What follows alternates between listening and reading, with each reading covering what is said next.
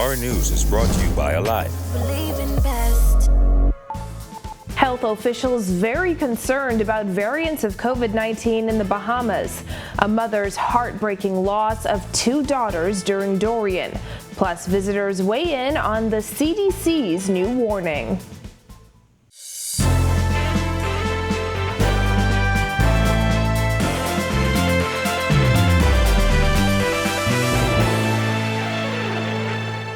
Welcome to our news and thanks for joining us. I'm Christina Dragovich. Topping news tonight, in a matter of weeks, health officials will know which of the more transmissible and deadly strains of the COVID-19 virus are in the Bahamas. Officials today confirming that at least 80% of the samples tested have shown signs of variants. Jillian Gray has that. As COVID-19 cases in the Bahamas continue to surge, the Ministry of Health is confirming the detection of variant strains of COVID-19 in the country. There is evidence of an increasing number of genomic deletions, which means that this is indicative of variant strains. There have been 120 positive cases tested for variants over the last 5 weeks. In mid-March, 20% of the samples surveyed showed signs of variants, but 80% of the 44 samples surveyed last week showed variants, a stark increase that officials are concerned about. While the reference lab has only used a screening test to analyze variant genomic sequences consistent with the 3 more deadly variants, they're hoping to find out within the coming weeks exactly which variant is in country. The final confirmation for us will be when we get back the CARFA samples. We sent 10 CARFA samples off at the beginning of March, which happens to be around the time when it appears, based on the trend data, that these variants may have come into the country and kind of expanded. So, but once we get the sequencing data from those 10 samples back, that will tell us, number one, it'll help to confirm our approach internally, although we're pretty confident because it's being used ubiquitously throughout the world. So it will confirm our approach. And secondly, it will also tell us which of the 3 variants of concern is in country, or it might be more than one. Who knows? That's important because even though all variants have increased transmissibility, the South African variant has proven to be more resistant to the AstraZeneca vaccine, according to The Guardian. While she says data shows that persons may be at least minimally protected if they get the jab, Dr. Nakia Forbes agrees that the Bahamas must procure other vaccines. We know that the AstraZeneca vaccine is partially effective. It's about 60% effective. But what's important to know is that even though persons can still get mild COVID symptoms because of breakthrough with that variant and that vaccine will still protect from severe cases and hospitalizations and deaths. So there is somewhat of a silver lining in that regard. But it would be important for us to continue to look at procuring other vaccines. Creating a plan for these more deadly strains is especially important now as more and more people travel. Health professionals say the spike in cases in recent weeks is due to international travel, particularly to the U.S., where these variants are detected. New infections are being driven by international travel and a relaxed adherence to the health guidelines. Reporting for Our News, I'm Jillian Gray. Well, a 17-year-old girl and her 8-year-old sister died in each other's arms after drowning during Hurricane Dorian, according to the girl's mother, who testified during the storm's inquest today. Jared Higgs tells us more. 17-year-old Jendaya Edgecombe and her sister, 8-year-old Maisha Edgecombe, called their mother from Calvary Baptist Church in Marsh Harbor when water started rising in the shelter they were staying at. That was the testimony of their mother, Caroline Edgecombe, who told the court that her instructions to her older daughter were to not let her younger sister out of her sight. The sisters were picked up by their father and taken to the shelter the night before the storm. The still grieving mother says there were other children at the shelter that she knew her 8-year-old would enjoy playing with. Edgecombe testified from Abaco via Zoom. She says she got a call from her 8-year-old about the water rising, and that was the last she heard from the girls. Edgecombe herself was caring for several elderly women during the storm and had to escape to the government complex herself. She told the court that she confronted her husband days after asking where her daughters were. She says he shook his head and broke down in tears. The mother told coroner Janine Weech Gomez that a man who lives near the church the girls were sheltering at found their bodies next to his home. Edgecombe never looked at them herself, but she says she was told by mortician Denali Penn-Mackey that they were recovered and in the morgue. Edgecombe also testified that her husband never explained what happened to the girls, only saying that he called out for them, swam around, and there were a lot of bodies. She says they haven't spoken about the girls since September 2019. When asked what she believes happened to her daughters, Edgecombe replied that she knows they drowned. She says she didn't submit a DNA sample because every time she went to, they couldn't get their act together. Missing persons report for the girls were released to the public in October 2019. Also testifying was Sergeant Nelson Bolton, an officer stationed at the Marsh Harbour Police Station during the storm. During the post-storm search, the officer testified that he stepped on a nail through his boots while wading through water. That wound would cause his foot to swell and he contracted a fever. Bolton and his family were eventually flown to New Providence where he received medical treatment. Doctors in the capital told him the side effects he experienced were due to an infection from coming into contact with human feces. Bolton broke down at points during his testimony, describing discovering bodies of persons fatally injured during the storm. He says there are no words to describe the loss Abaco endured. Reporting for Our News, I am Jared Higgs. Well, despite concerns over an increase in COVID-19 cases, Health Minister Renward Wells says there are no discussions regarding the tightening of restrictions. Kyle Joaquin reports. At this stage, there's no intent of the government to move in that direction. Amid growing concerns over how the government would combat this third wave of COVID-19 cases, the health minister says a lockdown or any other tightening of restrictions is not on the table at this time. However, he said something has to be done.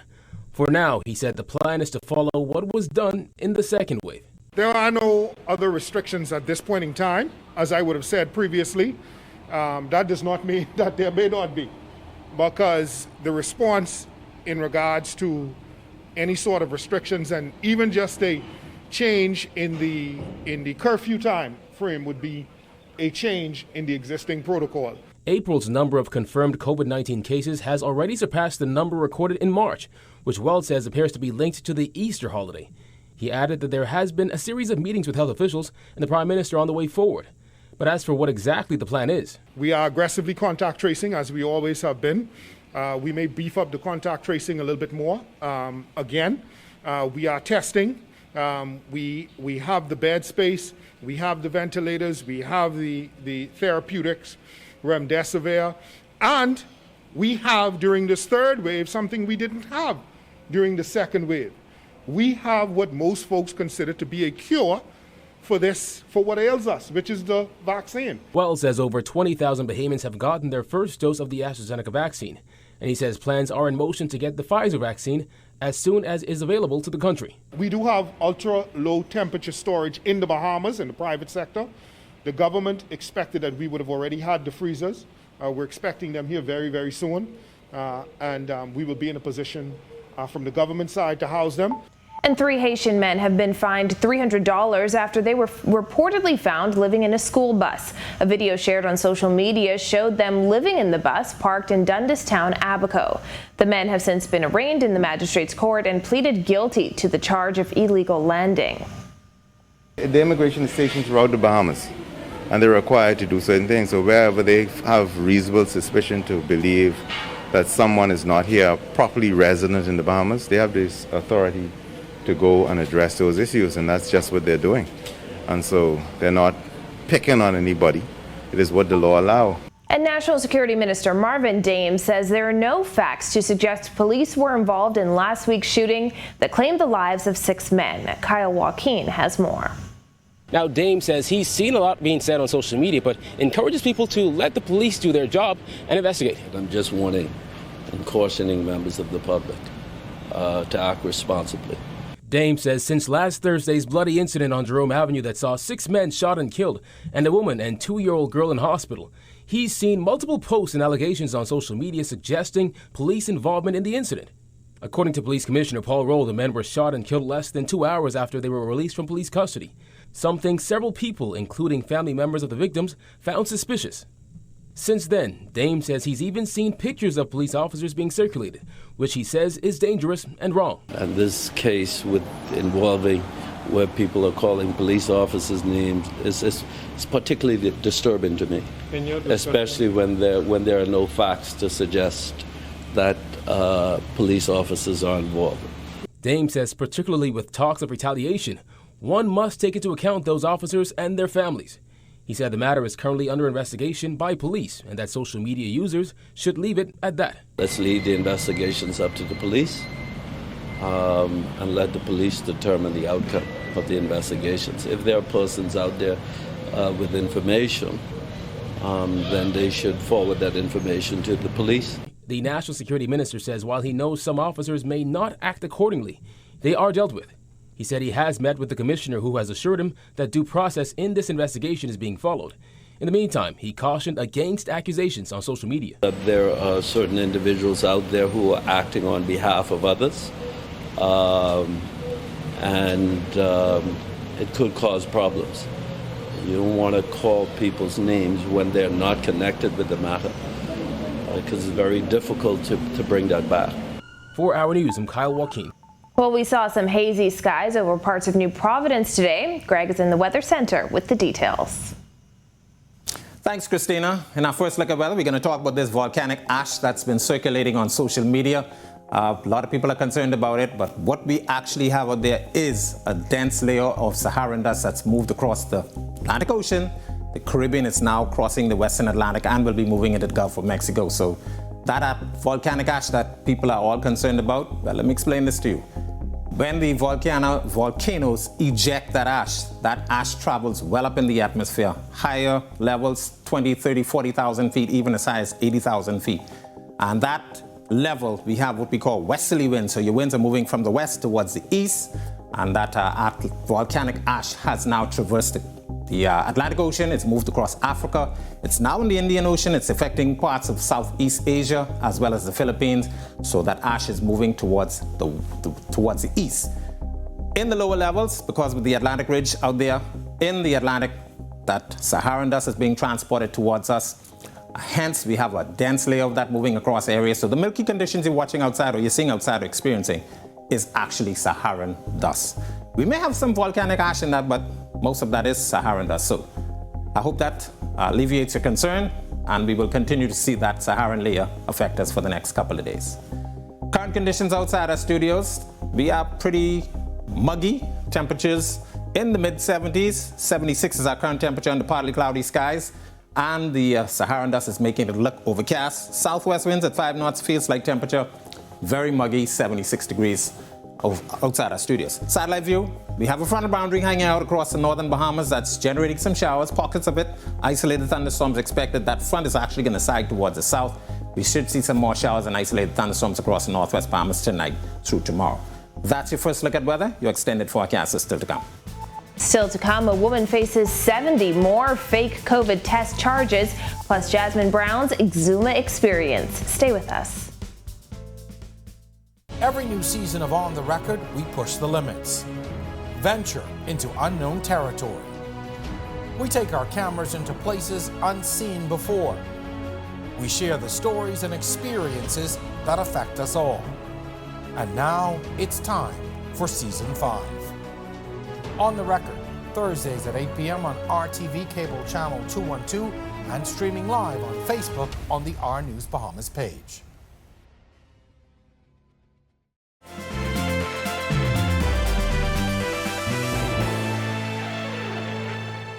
The woman allegedly found with fake COVID-19 tests returned to court today to face another 70 charges. As Berthany McDermott tells us, she was granted bail today. After spending the night at the Bahamas Department of Corrections, Ladira Russell returned to the magistrate's court to answer to another 70 charges. Today, the 35-year-old was charged with another 40 counts of possession of a forged document. It is alleged that between November 25, 2020 and April 10, 2021, Russell had in her possession forged negative COVID-19 RT-PCR tests from Doctors Hospital and the Premier Clinical Lab. She also faces 30 counts of forgery. Prosecutors allege that between December 14, 2020 and March 20, 2021, with the intent to evade the requirements of the law, Russell forged Doctors Hospital Health System negative COVID-19 RT-PCR tests, purporting the same to be genuine. She pleaded not guilty to all charges. On Monday, Russell also pleaded not guilty to 40 counts of possession of a forged document. She's expected to face a total of 160 charges. Police say these matters are related to the recent spate of fraudulent COVID-19 test results. In court today, the chief magistrate said it's unfortunate that it's taking so long, but admitted that the court's calendar is full, adding that if she were to continue, then she wouldn't be able to get through the other matters. As there were no objections to bail, Russell was granted bail in the amount of $40,000 with 2 or 3 sureties. Now again, Russell still has to be read an additional 50 charges. For that, she will return to court on Monday, April 26th. Reporting for Our News, I'm Berthany McDermott. And despite the U.S. Centers for Disease Control and Prevention's warning about travel to the Bahamas, some American visitors are paying the warnings no mind. Jasmine Brown is in Exuma with the scoop. Those visitors we spoke to gave mixed reasons for why they decided to travel in the middle of a pandemic. But one thing they all agreed on is the fact that they felt safe in Exuma. From couples trips to birthday celebrations and even in wedding, visitors are flocking to Exuma. They are choosing to travel during a pandemic that typically occurs once in a lifetime. Their primary reason for traveling was what they deemed a low COVID case count. When I've come to the Bahamas, I think this is like my 7th trip, and I've always felt like it was a super secure place to be. So you guys are doing it right here. I feel like a lot of the regulations here are similar to what we're dealing with back in the States, and everybody abided by them pretty well. So I felt safe here. These American visitors are in the Bahamas as the U.S. Centers for Disease Control and Prevention moved the country back up to level 4 and advised travelers to avoid all travel to the Bahamas. This comes as COVID-19 cases continue to increase.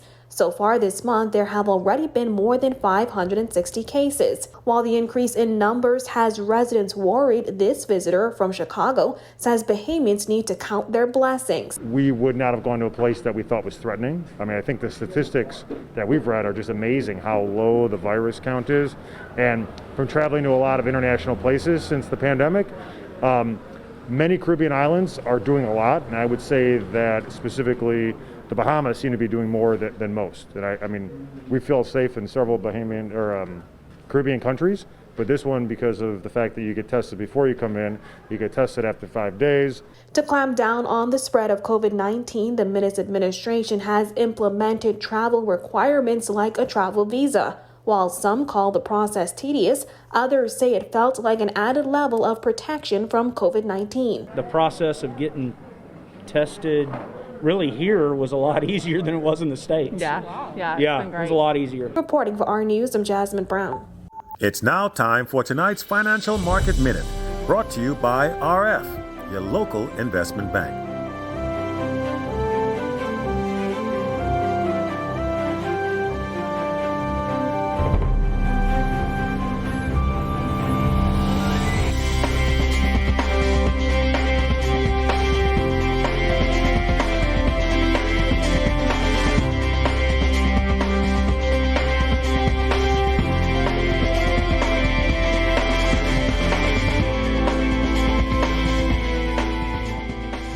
This has been your Financial Market Minute.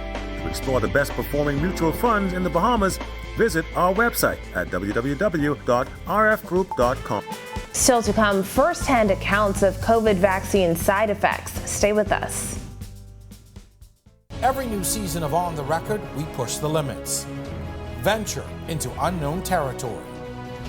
We take our cameras into places unseen before. We share the stories and experiences that affect us all. And now it's time for Season 5. On the Record, Thursdays at 8 p.m. on RTV Cable Channel 212 and streaming live on Facebook on the R News Bahamas page.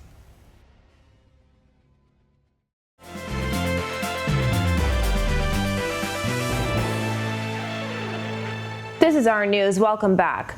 More than 21,000 Bahamians have received their first dose of the AstraZeneca vaccine. Our Jared Higgs took us along as he got the jab. Don't need to hurt more. Or you like doing music? Last Thursday, I took the AstraZeneca COVID-19 vaccine. A quick and painless process, but I have to admit I was a bit nervous before. So you don't even feel it? You looking like you waiting for it to stick you? Head over. You stick me? I didn't feel that. I felt fine the first few hours after taking the shot, but the side effects came at night. Fever, chills, aching. It was a significant reaction that lasted until the following evening. 27-year-old attorney Sid Ferguson took the vaccine the same day and had a similar reaction. Those symptoms hit me like a ton of bricks last night, maybe around 1 a.m. That's when it all went downhill. Ferguson says she was awoken by chills and eventually had to get warm. I laid there for a bit before I mustered up the courage to go and find another blanket and take some more Tylenol and go to bed. Could not sleep because it was like a throbbing, aching pain all over my body as well. The chills did not stop until going on 6 a.m. this morning. Those side effects that Ferguson and I experience are normal. If you've heard of young people having strong reactions to the vaccine, doctors say that's to be expected. In the Pfizer vaccine trial, participants under the age of 55 reported having fevers at a higher rate than participants over the age of 55. In the Johnson & Johnson trial, a one-dose vaccine, mild to moderate symptoms were reported more by participants under the age of 55. Age could be a factor because younger people have stronger immune systems. I was weak, dizzy. I had a headache. It was really, the bad feelings that you feel when you have the flu. So I had all of that, but that didn't last very long. Dr. Kelly Bruni took the vaccine back in March and had a pretty strong reaction compared to her colleagues. I kind of felt the pain, not only in the injection site, but I also felt it all over and underneath my armpit too. So I'm not sure if there was any lymphatic involvement, but I definitely felt it there. But for the most part, I was unable to use this arm for about 3 days. Dr. Bruni, like nearly 200 other Bahamians, has lost a loved one to COVID-19. While she acknowledges that younger Bahamians are at a lower risk for getting seriously ill or dying, she says they should still consider that the vaccine will help to reduce the spread of the virus as it reduces illness. Reporting for Our News, I'm Jared Higgs. And tonight in sports, Bahamas Major League Baseball player Jazz Chisholm considered one of the most exciting players in the game. Marcellus Hall has more. Thanks so much, Christina. Welcome to our sports, everybody. I'm Marcellus Hall. Turns out there's a list. That list is some of the top young players in Major League Baseball at the moment. On that list also is Jazz Chisholm, a Bahamian who is making his mark with the Miami Marlins. Bahamian Jazz Chisholm is garnering a lot of attention from the baseball world, not only within the Marlins fan base, but across Major League Baseball. Coming into today, Jazz hitting .325 on the year with 3 stolen bases and 3 home runs. In fact, the latest StatCast rankings show Jazz's complete range of tools across the board, including speed, power, slugging percentage, and hard hit percentage, all of which rank near the top with some of the top young players in the game. Putting Jazz on the map were a number of outstanding plays that raised eyebrows, including back-to-back steals of second and third base in a game versus the Rays, and then a monster blast off Mets ace and one of the hardest throwers in baseball, Jacob deGrom. Chisholm's speed also in evidence on this play, his first triple of the year on a ball ripped off of Chad's roll, a slider that most people can't even begin to touch. Jazz turning on the burners would motor around at a speed of 28.6 feet per second. That's what's considered elite speed. Jazz right now ranked a top 20 fastest player in baseball. Add it all up, and it says the Marlins made the right choice when giving the Bahamian native the starting job at second base. To the NBA, we had DeAndre Ayton and the Suns playing the Milwaukee Bucks last night. Ayton would play 39 minutes in the ballgame and made his presence felt. 20 points, 13 rebounds, 2 assists, and a block. Suns holding on for the overtime win, 128-127. The next game comes your way on Wednesday when they take on one of the best teams in the East, the Philadelphia 76ers. And there it is, your check on sports for you this Tuesday. I'm Marcellus Hall. Back to you, Christina. Thanks, Marcellus. A restaurant's grand opening hailed as a sign of prosperity. The details after this. Every new season of On the Record, we push the limits. Venture into unknown territory. We take our cameras into places unseen before. We share the stories and experiences that affect us all. And now it's time for Season 5. On the Record, Thursdays at 8 p.m. on RTV Cable Channel 212 and streaming live on Facebook on the R News Bahamas page.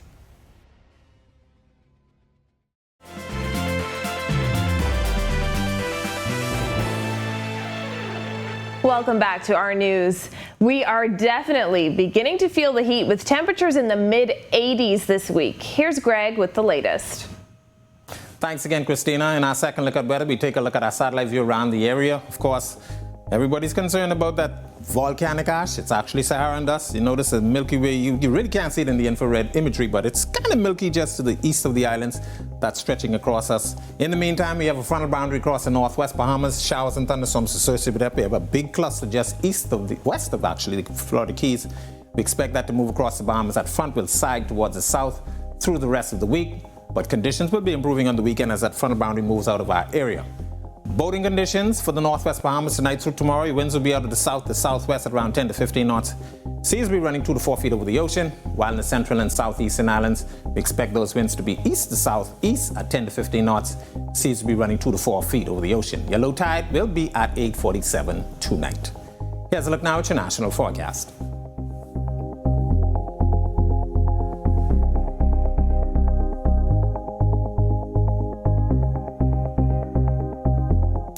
A look now at your extended forecast through Sunday.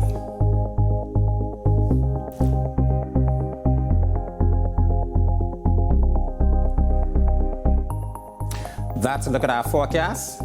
Warm and muggy night expected. Stay safe. Back to Christina. Thanks, Greg. Well, from cheesy loaded fries to their classic Philly cheesesteak, Charlie's Philly Steak's new location off the East-West Highway is being described as a Bahamian success story by Minister of State for Finance, Kwesi Thompson. At the grand opening today, Thompson heralded how the Business Access Accelerator Small Business Development Center was able to assist and help sustain the company during the difficult months of the COVID-19 pandemic. Without the assistance from the Small Business Development Center, the savings would have been depleted. The SBDC's funding was able to cover their rent-related expenses, support their staff, and reduce the debt with local suppliers. Many Bahamians, including the Bethels, have been able to sustain their businesses despite the economic challenges. Well, thank you for joining us for our news tonight. On behalf of the entire team, I'm Christina Dragovich. Have a beautiful evening, Bahamas. Broke Bosses is up next.